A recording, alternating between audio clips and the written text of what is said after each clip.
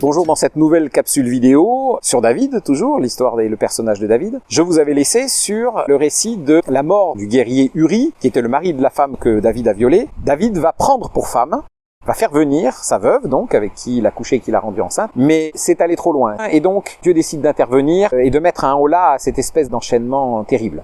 Et il va envoyer un prophète qui s'appelle Nathan pour parler à David, et Nathan va lui raconter une histoire.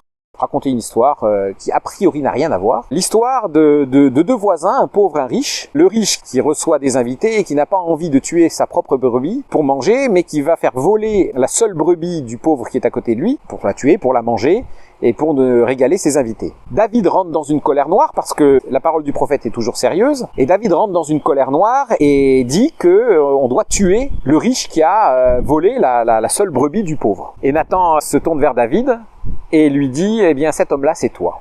Cet homme-là c'est toi, et voici ce que dit Dieu. Tu avais tout ce qu'il fallait, et si tu avais encore envie d'autres femmes, tu n'avais qu'à me demander, je t'en aurais encore donné. Mais tu as été prendre la femme du pauvre, la seule femme qu'il avait, tu as été la lui prendre, tu as été la lui voler. Eh bien, malheureusement, à cause de cela, l'enfant qu'elle porte va mourir. David est absolument atterré par la réalisation de ce qu'il a commis.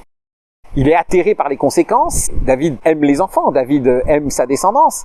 Et David trouve terrible de voir cet enfant mourir.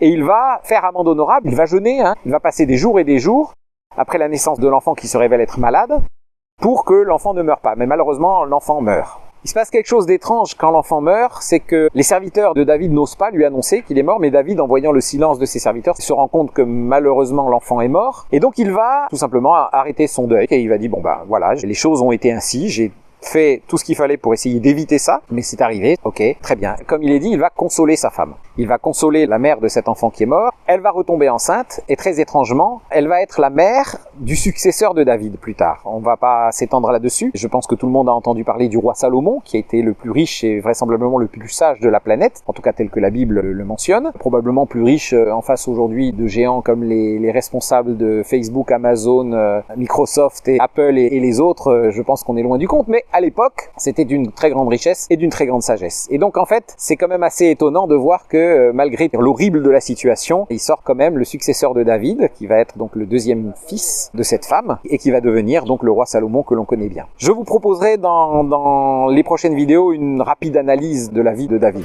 À bientôt.